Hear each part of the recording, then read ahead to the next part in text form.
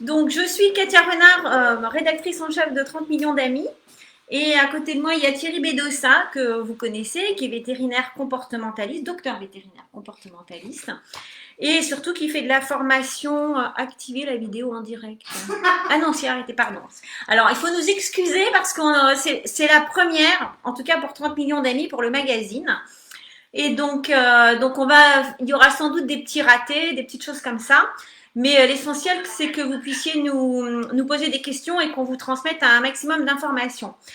Donc, je ne sais pas si on va démarrer tout de suite. Comment on sait s'il y a des gens?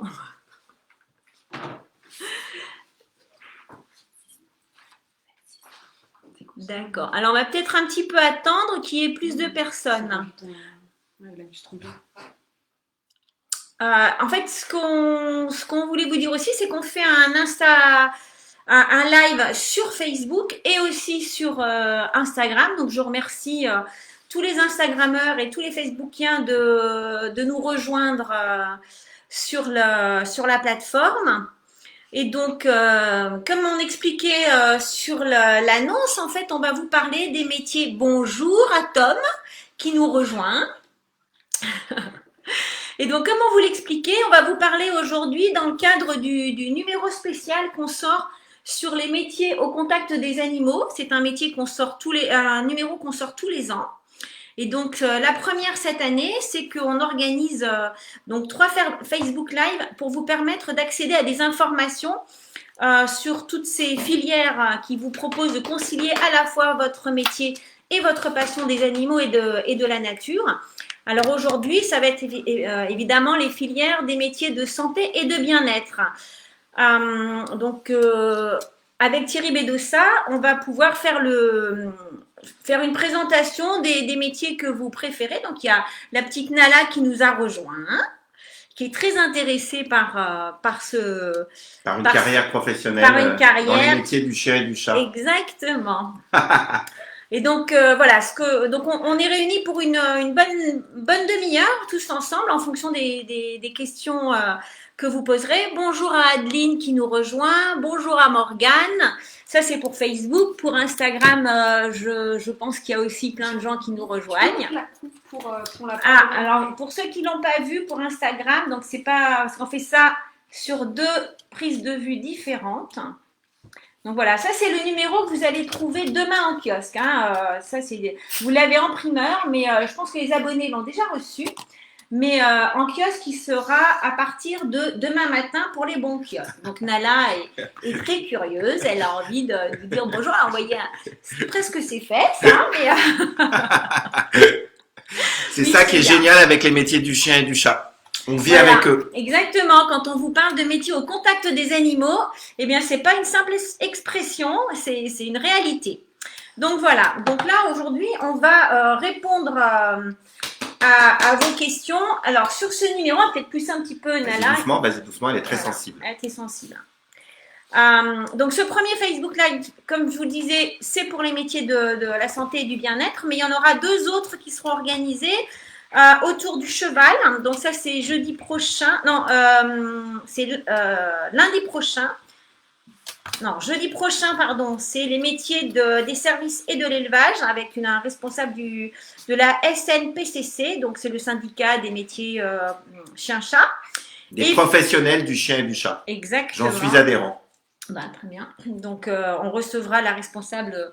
La présidente du SNPCC, voilà. Anne-Marie Leroueil. Exactement. Et on aura aussi quelqu'un pour nous parler des métiers du cheval. Et ça sera le lundi. Alors, normalement, c'est indiqué dans le magazine. J'ai pas bien travaillé. Donc, les métiers donc, des services, ça sera le 25 février à 15h.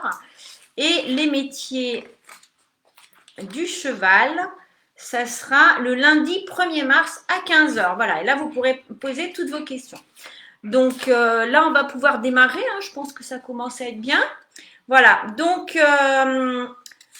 à propos des questions. Donc, si vous n'avez pas encore de questions, on va aborder aujourd'hui, pour commencer, le métier de vétérinaire. Alors, il faut savoir quand même que le métier de vétérinaire, c'est le 2e métier préféré des jeunes, après le métier de médecin.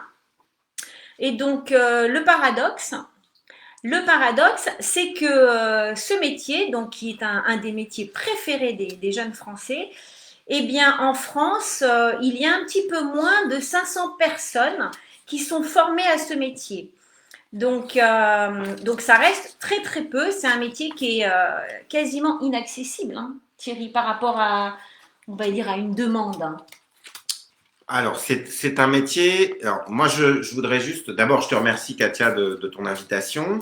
Est-ce que tu me permets une petite digression? Je t'en prie, c'est Voilà. pour ça. Donc, ceux qui nous regardent, qui nous regardez aujourd'hui et qui sont jeunes,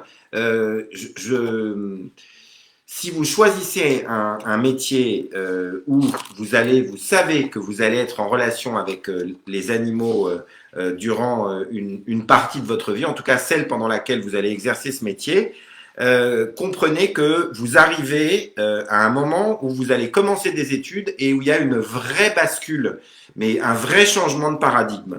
Nous sommes de plus en plus nombreux à comprendre, à réaliser. Là, ça se passe dans le cerveau, hein, à réaliser que les mammifères, comme les oiseaux, sont des personnes sensibles et intelligents.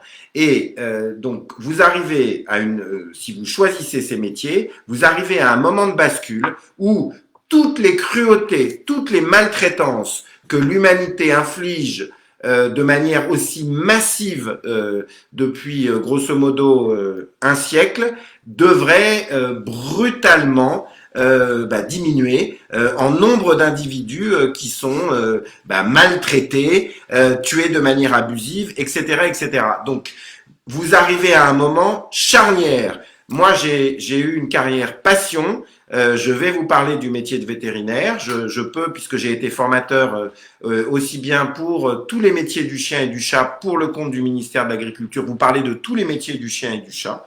Mais j'ai été aussi attaché d'enseignant pendant 20 ans à l'école vétérinaire d'Alfort et du coup j'ai supervisé des étudiants vétérinaires pendant 20 ans. Donc je peux vous parler de tout ça et j'espère que vous aurez plein de questions. Je vais répondre enfin à la question de Katia parce que c'est important que j'y réponde. Mais comprenez que vous n'allez pas souffrir comme moi, vous allez être des combattants, des militants, vous n'accepterez plus toutes ces choses que moi, pendant mes études, j'ai découvert avec effroi. Les systèmes d'abattage centralisés, l'élevage intensif, l'expérimentation animale, toutes ces choses sont effroyables, la manière dont on empoisonne massivement les animaux qui sont considérés comme nuisibles, etc., etc. Et vous allez arriver dans un moment où ces choses-là, dans 10 ans, ou dans 15 ans, ou dans 20 ans, dans un pays comme la France, elles auront notoirement diminué. Donc, vous allez faire un métier où vous allez avoir des connaissances, où vous allez avoir le plaisir, comme nous on l'a en ce moment d'être à côté de Nala, d'être à côté des animaux, de bien les traiter, de bien les comprendre, de bien les connaître, mais aussi et surtout, vous allez arriver à un moment où vous aurez une utilité. Moi, j'ai eu une micro-utilité en tant que vétérinaire.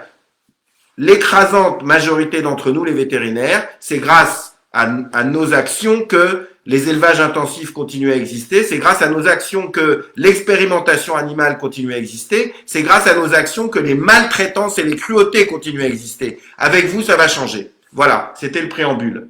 Maintenant, pour répondre à ta question, Katia, donc voilà ce que je m'en souviens. Ah, ouais. T'inquiète pas. Donc, comme toujours, quand il y a des choses qui vont pas, il y a des solutions qui se mettent en place. Et à l'époque où moi j'étais étudiant vétérinaire, certes, il n'y avait comme aujourd'hui que 4 écoles nationales vétérinaires. C'est déjà beaucoup. Nous avons eu tous l'avantage, et les étudiants vétérinaires l'ont encore aujourd'hui, de faire des études vétérinaires qui, dans d'autres pays, au niveau de développement du nôtre, hein, comme par exemple la Grande-Bretagne, les États-Unis, l'Australie, l'Allemagne, non, alors je mets l'Allemagne de côté, mais tous ces pays anglo-saxons, ce sont des pays dans lesquels les études vétérinaires coûtent chaque année plusieurs dizaines de milliers d'euros. Nous, en France, on a toujours l'avantage de faire des études qui nous coûtent 2000 euros par an. C'est vraiment zéro par rapport à l'environnement international. Donc, on critique toujours le système français, mais il faut aussi comprendre que il a il offre des opportunités extraordinaires. Ça, c'est le premier point.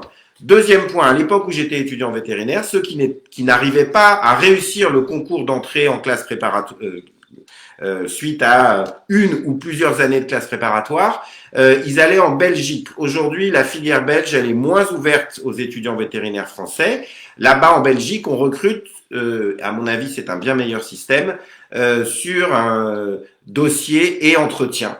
Je pense que le système du concours n'est pas un système approprié pour recruter des personnes qui, certes, doivent être de bons scientifiques, mais aussi, et avant tout, des personnes qui aiment les animaux. Oui. Alors, juste pour expliquer à ceux qui nous écoutent, qui ne doivent pas savoir, mais en fait, parce qu'on est quand même on va donner des tuyaux et surtout des informations sur le mode de recrutement en France. En France, comme tu disais, effectivement, c'est un concours. Donc, le concours en France, juste pour préciser, en fait, il y a 3 voies pour accéder. La voie A par une classe préparatoire qui permet à 472 personnes sont proposées à cette filière-là. Ensuite, il y a la voie B. En fait, c'est par la faculté. Donc là, il y a 68 places. En général, c'est au niveau de la licence qu'on appelle bio. Je peux me permettre? Bien sûr. Merci, Katia. Donc, j'ai été attaché d'enseignement pendant 20 ans à l'ENVA. Les meilleurs étudiants que j'ai eus, les meilleurs, les plus curieux, les plus affûtés sur le plan scientifique, ils ont tous eu, avant d'intégrer les écoles nationales vétérinaires françaises, ils ont tous eu un parcours universitaire. C'est à l'université qu'on apprend la lecture critique, le doute, la culture scientifique, la recherche. Et même si les écoles vétérinaires françaises aujourd'hui ont un gros pôle recherche, je pense que passer par une voie préalable à l'entrée dans les écoles nationales vétérinaires françaises, ce sera toujours un plus. Voilà, donc et la voie C, donc qui est par BTS, hein, la voie du BTS ou du DUT où il y a 95 places qui sont offertes. Ensuite, des places, des voies plus confidentielles, c'est la voie D et la voie E qui proposent à L2 à peu près 10-11 places. En tout, il y a 646 places qui sont offertes par le système public français. Mais en France, aujourd'hui, comme tu le disais justement, il n'existe qu'une formation publique des vétérinaires, ce qui n'est pas le cas. Ce que tu on va disais. En parler. Voilà, alors, on va en parler. Est-ce que je peux te poser une question, Katia? Donc, moi, j'insiste sur quelque chose. Par exemple, actuellement, il n'y a plus assez de vétérinaires dits ruraux. Qu'est-ce que c'est être un vétérinaire rural? C'est soigner les animaux d'élevage dans les campagnes, là où il y a des éleveurs. Donc, ces animaux d'élevage peuvent être de l'espèce porcine, de l'espèce bovine, de l'espèce ovine. Ça peut être des chèvres, ça peut être des différentes espèces d'oiseaux, de volailles. Et cette filière est en crise. Pourtant, tous ceux qui sont attirés par le mode de vie dans les régions, dans les territoires, le mode de vie de la ruralité, ils devraient se précipiter vers ce métier parce que on a un cadre de vie idyllique. Et par ailleurs, je le répète parce que c'est un élément fondamental, le monde agricole va connaître une révolution dans les décennies qui viennent et les pratiques vont changer. Et je pense que l'environnement professionnel d'un vétérinaire, il sera marqué par beaucoup plus de bienveillance envers les bêtes d'élevage, beaucoup plus de prise en compte du fait que ce sont aussi des personnes, des individus sensibles et intelligents, chacune. Donc c'est un élément déterminant et je pense que les gens qui aiment la campagne, qui sont nés à la campagne, qui viennent de la campagne, ou les gens qui sont nés en ville mais qui sont attirés par un autre mode de vie, doivent considérer cette voie. Vraiment, vraiment. Et maintenant, si tu veux bien, Katia, on va parler des possibilités qui s'offrent aujourd'hui en 2021 à l'étranger. Voilà. Est-ce que c'est avec exactement. ton cadre? Et juste pour donner un cadre à tout ça et surtout des chiffres, aujourd'hui, pour ce qu'on appelle les primo-vétérinaires, c'est-à-dire ceux qui s'inscrivent pour la première fois à l'ordre des vétérinaires pour exercer, 48% de ces primo-vétérinaires sont des vétérinaires qui ont été formés à l'étranger. Donc, ça ne veut pas dire que ce sont des vétérinaires étrangers, ce sont des Français qui sont allés se former à l'étranger. Donc, ça veut dire qu'aujourd'hui, c'est 1 sur 2 quasiment qui se forment à l'étranger. Et donc, toi, tu connais bien la problématique. Oui, je connais bien la problématique. Pourquoi? Parce que à l'époque où j'étais étudiant vétérinaire, donc j'ai eu cette chance extraordinaire d'avoir une éducation, une formation dans les écoles vétérinaires françaises qui ne me coûtait rien, mais les écoles vétérinaires françaises à l'époque, c'était Mathusalem, 85-89 pour moi. Eh bien, les écoles vétérinaires françaises, elles se distinguaient pas par entre guillemets, la recherche de l'excellence scientifique. Et donc, moi, j'ai été attiré, puisque j'ai eu des maîtres qui étaient passés par là aussi, et qu'il y avait une vraie différence entre eux et les autres. J'ai été attiré par le système nord-américain. Mais aujourd'hui, il n'est pas nécessaire de partir aussi loin. Je dois d'abord dire à tous ceux qui nous regardent qu'une école vétérinaire privée devrait ouvrir en France. Elle devrait ouvrir à l'initiative de l'Institut Unilassal, qui est un institut fameux dans le monde agricole, qui forme des ingénieurs agricoles, qui a des établissements de formation à Beauvais, à Rouen et dans 2 autres métropoles de province. Et moi, je suis sûr, connaissant la qualité de cet institut, l'Institut Unilassal, je suis sûr que ceux qui seraient intéressés par intégrer cette école vétérinaire privée en France devraient s'y intéresser. Si j'ai bien compris, la rentrée entre guillemets dans cette école, ce sera soit fin 2021, soit courant 2022.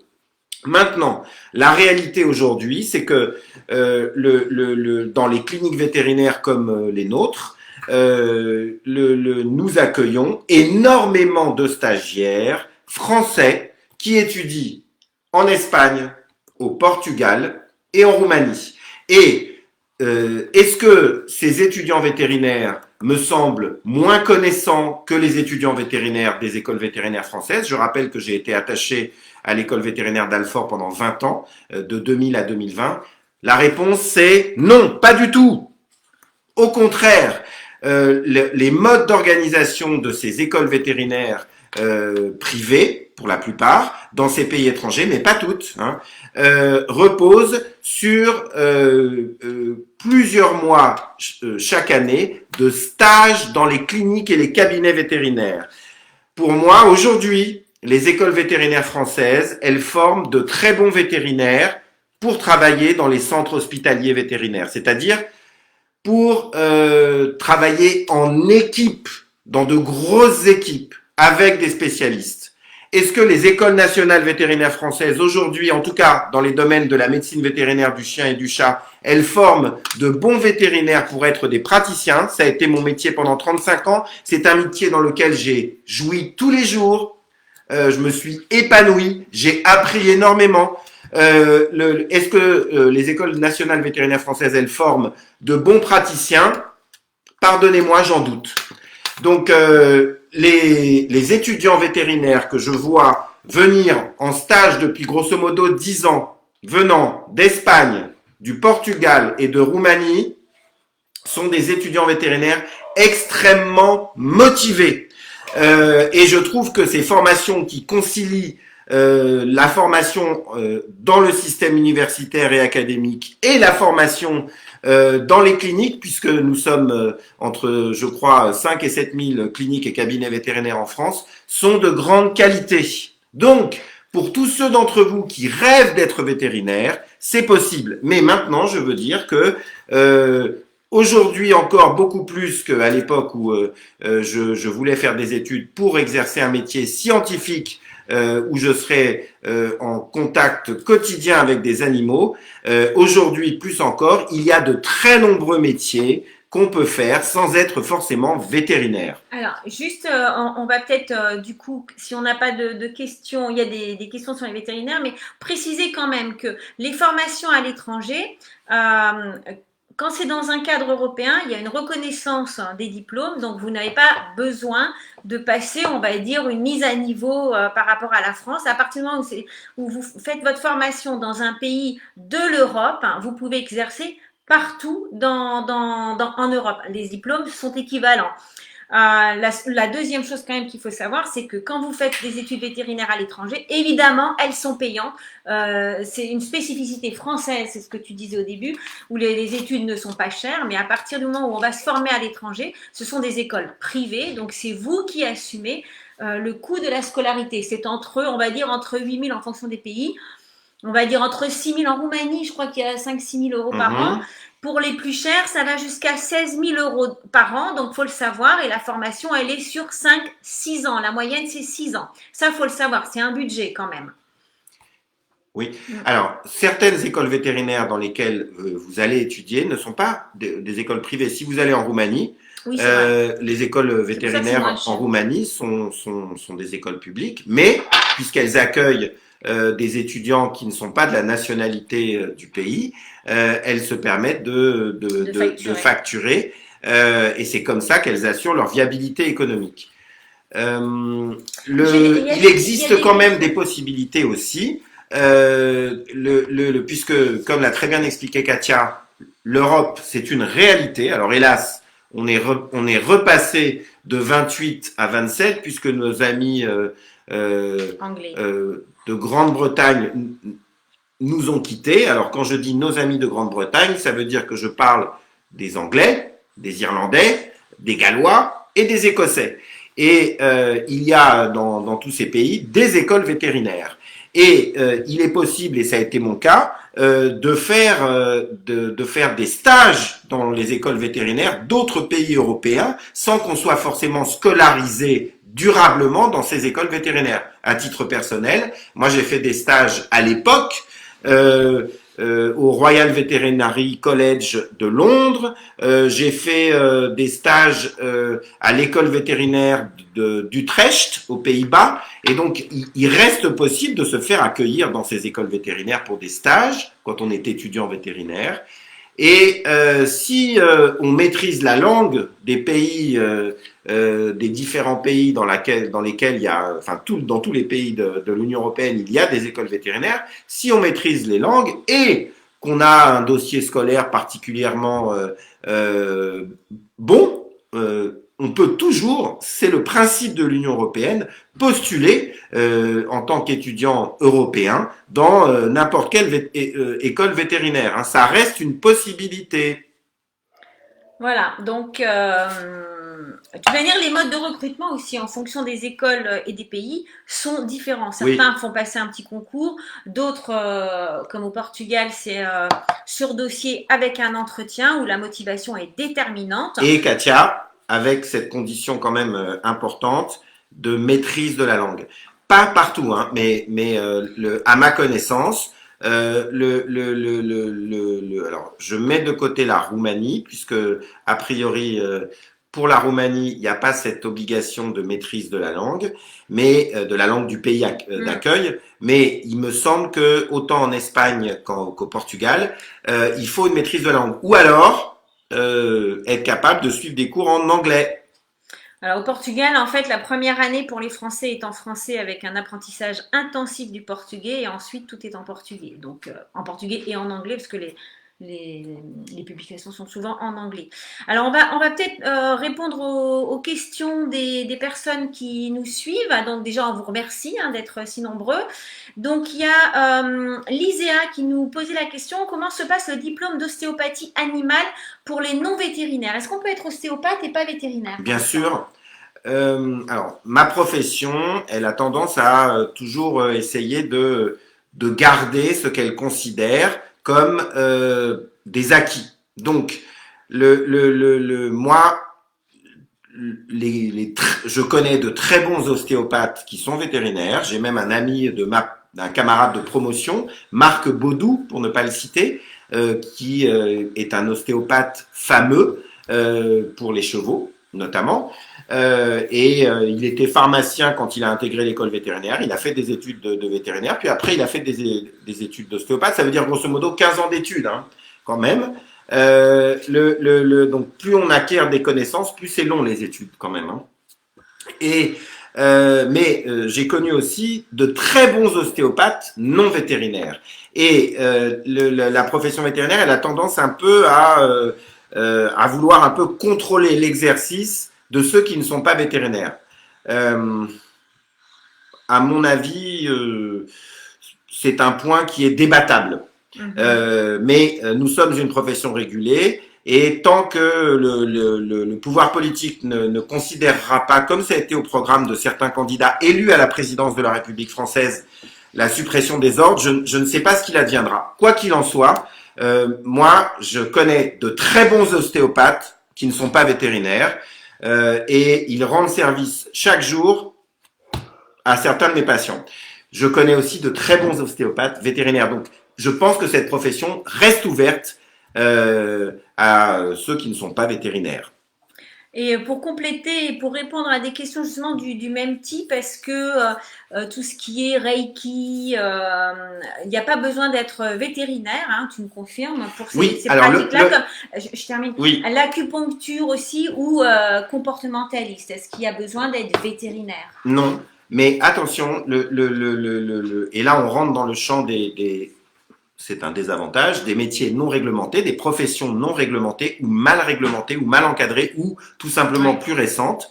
Euh, le, le, le, le, le, le, il faut faire attention à la qualité de la formation des personnes qui se revendiquent de telle ou telle qualité, par exemple acupuncteur, ostéopathe, praticien Reiki,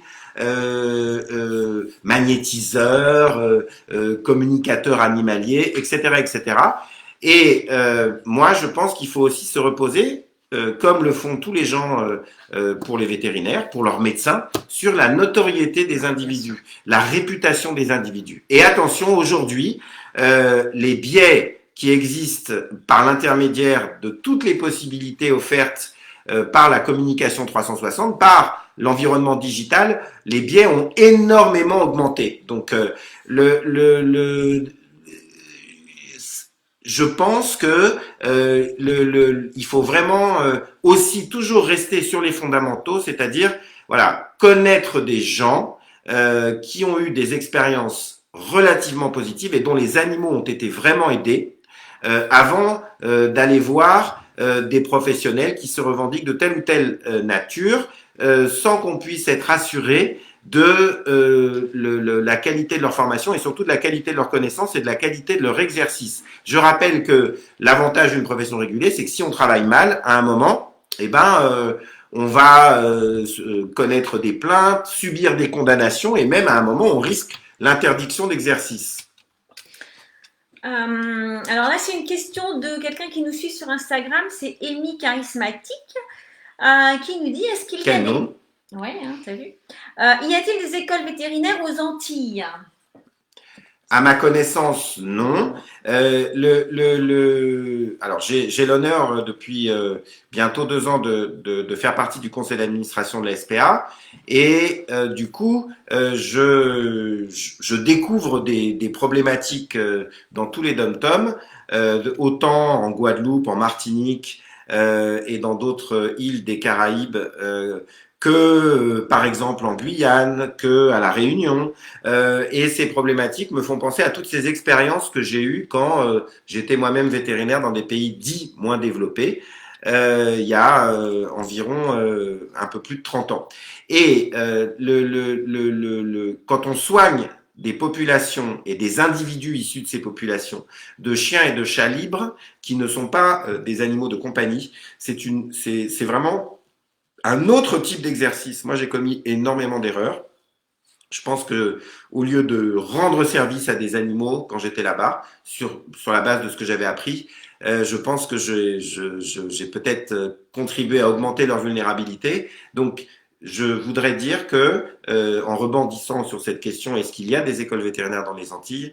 Je pense que la médecine des chiens et des chats libres, dans toutes les parties du monde où il y a des chats et des chiens libres, et il faut bien être conscient que il y a bientôt 8 milliards d'humains sur Terre, que dans l'écrasante majorité de l'humanité, c'est là que se trouve l'écrasante majorité des chiens et des chats. C'est l'humanité pauvre. Et ces chiens et chats sont des individus libres.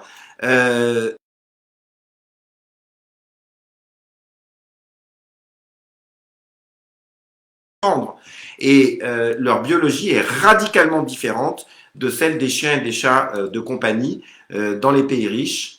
Et à ma connaissance, à ce jour, très peu d'écoles vétérinaires forment à ce type de médecine. Et parce que là, on va quitter on va dire le métier de vétérinaire parce que le temps tourne. On avait une demi-heure, mais là, on va reprendre 10 minutes pour un métier qu'on voulait aborder. Je vais profiter d'une question qui va nous permettre de faire la transition tout naturellement. C'est Sicia ou Sikia qui nous pose la question sur Facebook, je crois, et qui dit: J'ai 55 ans et j'envisage une reconversion ASA, donc c'est assistant auxiliaire de santé animale. Voilà, auxiliaire de santé animale. Donc, pensez-vous que ce soit jouable à mon âge? Oh, mais oui, bien sûr, madame. J'ai moi-même 56 ans et j'espère, si la santé est toujours là et la tête aussi, j'espère travailler encore.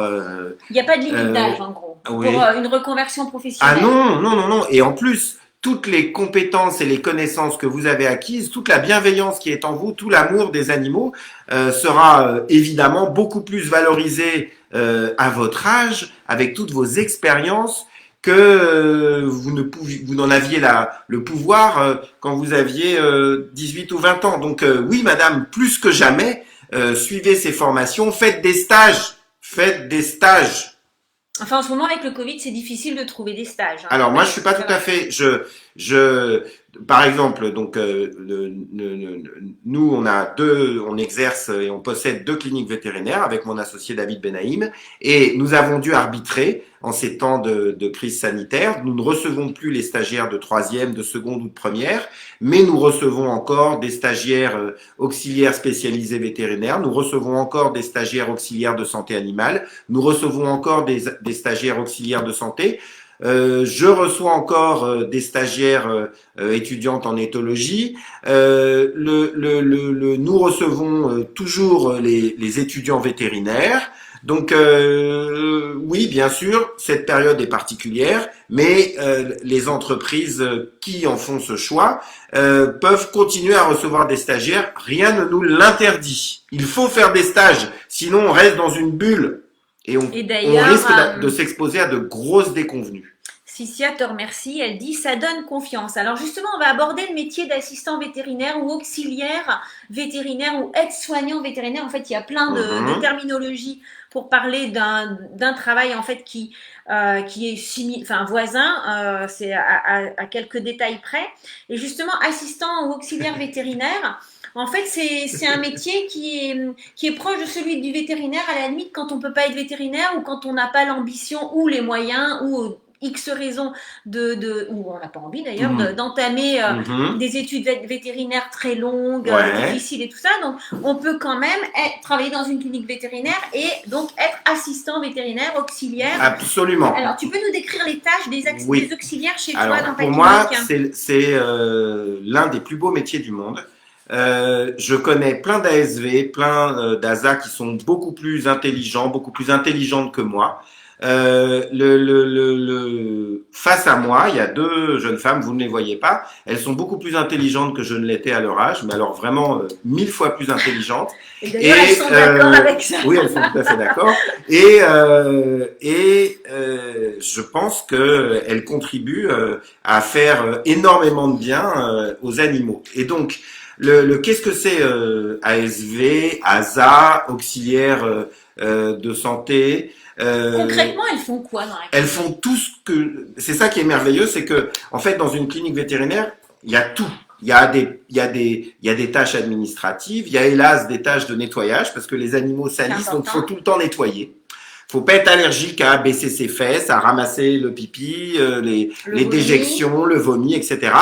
C'est vraiment pas un métier pour les personnes qui sont mal à l'aise avec tout ça. Je vous le dis tout de suite, ne vous engagez pas dans ce métier, surtout pas. Faut aimer travailler aussi, et quand on soigne les animaux, c'est 24/24, donc c'est aussi quelque chose qu'il faut comprendre. Donc il y a des ASV, il y a des ASA qui travaillent dans les centres hospitaliers vétérinaires et dans les cliniques qui sont ouvertes 24/24, de nuit, les dimanches, les jours fériés, le soir. quand tout est fermé par ailleurs. Donc, c'est un métier où on a ces chances-là, si on aime soigner, si on aime se donner. Et ensuite, si on est intéressé par des côtés techniques, sous la supervision d'un vétérinaire qui vous encadre, vous épaule, vous guide, vous pouvez apprendre plein de choses.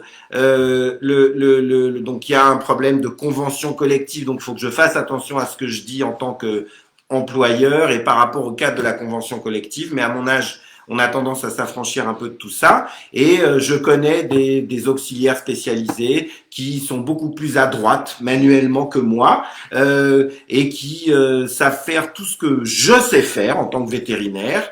Elles peuvent Poser faire des des gestes cathéters, des vétérinaires injections, sous ton contrôle. superviser la bonne santé, la bonne condition de patients, s'inquiéter avant moi parce qu'elles sont plus vigilantes que moi ou plus bienveillantes que moi de la mauvaise condition d'un patient hospitalisé, de la mauvaise condition d'un patient que je reçois en consultation. Donc, vos talents ne viendront pas seulement de vos motivations, vos talents viendront aussi du nombre d'heures que vous avez passées déjà dans votre vie avec les animaux. Et je souffre énormément quand je vois des étudiants vétérinaires qui n'ont pas de chien ou pas de chat, par exemple, et qui se destinent à une carrière de praticien pour les chiens et les chats. Comment auront-ils les armes pour connaître les individus qu'ils vont soigner? Franchement, j'arrive pas à répondre à cette question.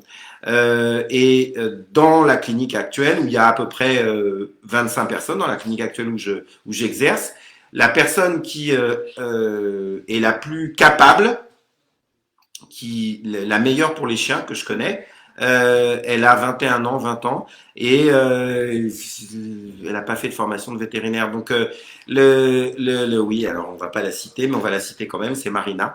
Et donc, Elle est là, hein, c'est pour ça. elle est là, mais je la cite pas seulement parce qu'elle est là, mais parce que c'est une réalité.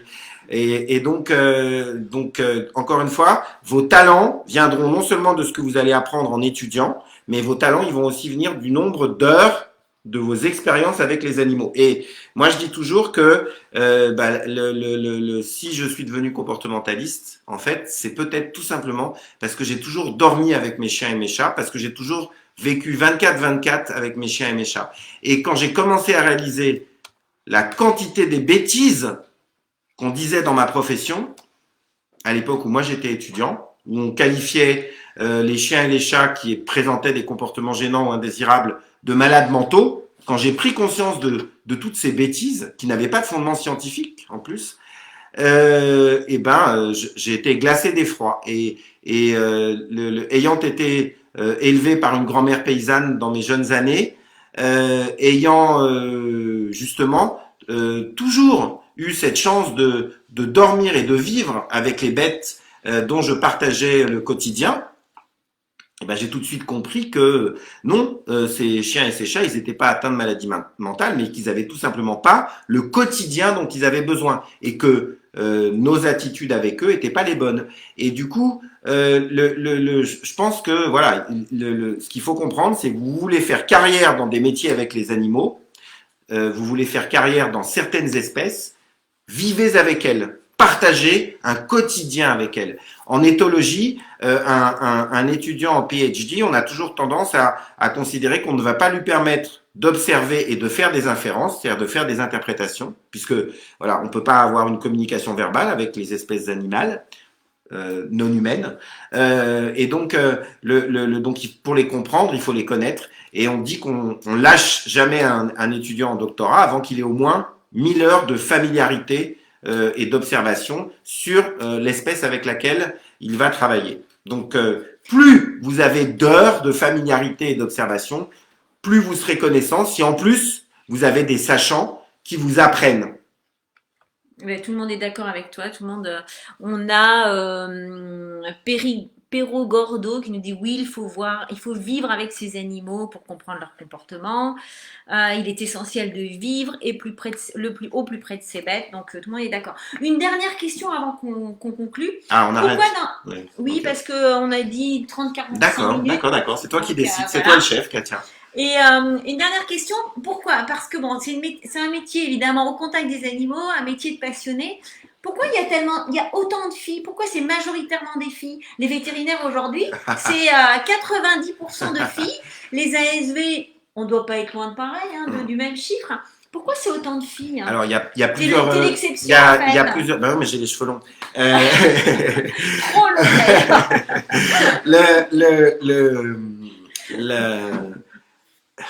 Je t'ai coupé, alors. Oui, tu m'as coupé, oui. J'ai pas de réponse. Non, j'ai pas la science infuse. Je peux livrer mes expériences. Je pense que il y a d'abord un élément sociologique. Exercer une profession libérale, c'est jusque dans les années 2020 à peu près, être son propre employeur et grosso modo décider de ce qu'on fait, décider de comment on organise sa vie. Et jusqu'à maintenant, le métier de vétérinaire, ça a été un métier de profession libérale. Au moment où on se parle, Katia, c'est vrai, 80% des étudiants vétérinaires dans les écoles nationales vétérinaires françaises sont des filles. Je crois que plus de 50% des vétérinaires en exercice sont des salariés. Donc la profession a subi une révolution, une bascule, encore une fois un changement de paradigme. Et donc ce qu'on disait à mon époque, en disant oui, vous contrôlez votre vie, vous êtes votre propre employeur, vous serez toujours maître de votre destin, maître des horloges. C'est plus vrai aujourd'hui. Les vétérinaires sont des salariés, comme les médecins sont aussi pour beaucoup d'entre eux aujourd'hui des salariés. Et donc il faut s'intégrer dans des grosses organisations, des gros systèmes. Et ce côté profession libérale. Des chaînes de cliniques vétérinaires Absolument. Qui s'installent, qui s'organisent et se constituent. Salarient les vétérinaires. Absolument. Est-ce qu'on va vers une paupérisation du métier? Je ne peux pas répondre à cette question. Je pense qu'on va vers des changements structurels profonds. Je peux pas les anticiper. Je suis pas futurologue. J'ai pas ces talents. Moi, en tout cas, pour faire part de mes expériences personnelles, je pense que si j'avais travaillé 35 heures par semaine quand j'ai entre l'âge de 20 et 45 ans, j'aurais absolument pas connu les niveaux de plaisir et de jouissance que j'ai connus dans mon quotidien depuis que j'ai commencé dans ce métier. Et surtout, j'aurais pas le niveau de connaissance que j'ai acquis. Mais après, ce qui a été pertinent pour les gens de ma génération ne le sera peut-être pas pour tous ceux d'entre vous qui se destinent à ces beaux métiers. Donc, je peux pas parler de tout ça. J'ai pas d'explication. Alors, est-ce que les filles sont dans le système français? On passe par les filières scientifiques quand on est dans le secondaire, on passe par les classes préparatoires, ça va changer, il va y avoir des classes préparatoires intégrées dans les écoles vétérinaires nationales, publiques, et je crois qu'il va y avoir aussi des classes préparatoires intégrées dans les écoles vétérinaires privées. Donc, donc en fonction de ces changements de cursus, est-ce que ça va donner plus de place? Est-ce que ça a donné plus de place aux filles qui sont peut-être plus précoces, plus sérieuses? Mais je déteste ces généralités. Chacun d'entre nous est un individu. Donc, quand on est biologiste, on sait qu'il y a des différences entre le sexe femelle et le sexe mâle. Donc, on sait qu'il y a des différences cognitives. Elles sont avérées dans toutes les espèces de mammifères, d'oiseaux, etc., etc. Donc, pourquoi pas dans notre espèce? J'espère que je vais pas choquer. Et avoir l'air d'un vieux ringard quand je dis ça, mais j'ai pas d'explication. Je pense que moi, ce que je constate, c'est que voilà, par exemple, quand j'étais tout jeune vétérinaire, je parlais déjà à mes animaux de compagnie comme une maman parle à son bébé, donc c'était le baby talk. je faisais du mothering, je faisais de ce qu'on appelle en science aujourd'hui du pet directed speech, de l'infant directed speech. Et à l'époque, tout le monde se foutait de ma gueule parce que je parlais ouh qu'il est mignon, qu'il est joli. Et et aujourd'hui, je vois que à chaque fois que j'arrive à la clinique, je vois que toutes les filles qui travaillent dans notre clinique, et elles sont nombreuses, les garçons sont minoritaires, elles parlent comme ça aux animaux. Donc, est-ce que une femme, une fille, elle a plus de qualité pour être maternante, pour être bienveillante? Franchement, j'en suis pas convaincu, j'en sais rien. Donc, j'ai pas d'explication à ta question, Katia. Sauf beaucoup d'humilité et aussi, je pense, beaucoup de plaisir et beaucoup d'anticipation parce que le fait que notre profession se féminise, ça va encore augmenter sa capacité à se transformer et à coller aux valeurs de l'époque. Et je rappelle que les valeurs de l'époque, c'est comprendre l'intelligence et la sensibilité des animaux, de chaque individu. Chacun est une personne. Donc, continuer à être cruel, continuer à les maltraiter comme on les maltraite, j'espère que ça va s'arrêter très vite. Voilà, merci Thierry, on va terminer là-dessus. Juste pour vous signaler que si vous voulez toutes les informations sur les diplômes, les cursus, les filières, les débouchés, les salaires, c'est dans le numéro qui est donc apparaître demain. Là, c'est pour nos Instagrammeurs, donc c'est le numéro apparaître demain. Et puis, vous pouvez aussi retrouver tous les établissements, les filières sur le site internet animaux-online.com. où là, vous avez les 50 métiers qui sont regroupés par famille, et également sur tablette, sur la version numérique du magazine, et vous avez même une vingtaine de pages supplémentaires où vous avez les liens de tous les établissements. Il suffit de cliquer sur le lien où vous avez accès donc à tous les établissements qui proposent la formation qui vous intéresse. Donc voilà, si vous avez des questions, vous pouvez continuer à nous les poser sur Facebook, on vous y répondra. Volontiers. Juste pour rappeler que le prochain rendez-vous, c'est jeudi 25 à 15h pour les métiers de service et de l'élevage. Pardon, je voudrais juste faire un mea culpa. On a trop parlé des jeunes et pas assez des adultes. Cette année Covid et cette crise sanitaire vont transformer nos sociétés. Je pense qu'il y a beaucoup de gens qui vont devoir changer de métier. Et sachez que, bien sûr, toutes ces études dans les métiers du chien et du chat sont ouvertes aux jeunes en formation initiale, comme on dit dans l'univers de la formation professionnelle, mais c'est aussi des possibilités de changement de carrière pour des personnes qui ont 25 ans, 30 ans, 35 ans, 40 ans, 45 ans, 50 ans, 55 ans, 60 ans, voire plus. Les jeunes derrière nous se marrent, Katia, se foutent de notre gueule, mais moi je pense que la connaissance des aînés, et quand j'ai répondu à cette dame de manière très sincère, c'était vraiment très sincère ce que je lui ai dit. Donc je pense que la connaissance des aînés, dans plein d'espèces animales considérées comme cognitivement les plus intelligentes, je parle des éléphants, des mammifères marins, je parle des primates par exemple, mais c'est aussi dans plein de cultures humaines qualifiées à tort de tribales ou de primitives, mais la connaissance des aînés, c'est fondamental, c'est ça qui fait du bien à la société. Oublier la connaissance des aînés, franchement, c'est très très très très très très très dangereux. Donc, c'est pas pour défendre les vieux comme nous, Katia, mais voilà, tous ceux d'entre vous qui sont en train d'envisager des reconversions professionnelles, ruez-vous là-dedans. Profitez, cette crise sanitaire, c'est aussi justement une source de 1000 opportunités pour changer de métier. Arrêtez de vous emmerder, trouvez un sens au métier que vous exercez. Si avec ça, vous n'avez pas envie de faire de votre passion un métier, on peut plus rien pour vous. Voilà.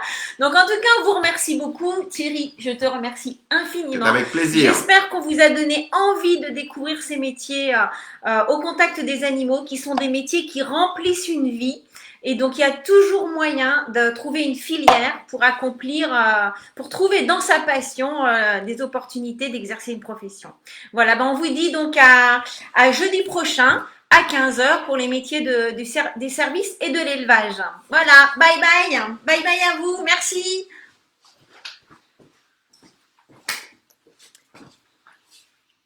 Je l'ai pas.